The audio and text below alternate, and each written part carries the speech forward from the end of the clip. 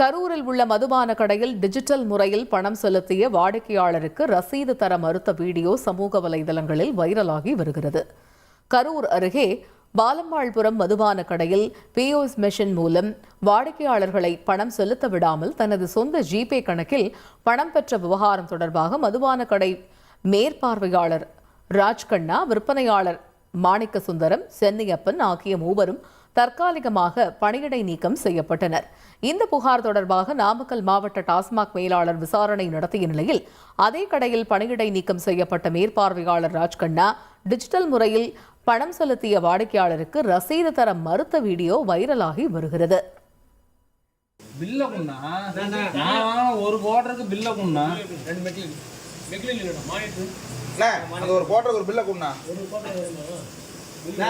நீ 5 ரூபா எடுத்துக்கிறேன்னு சொல்லி நீ சொன்னியா இல்லையாண்ணா?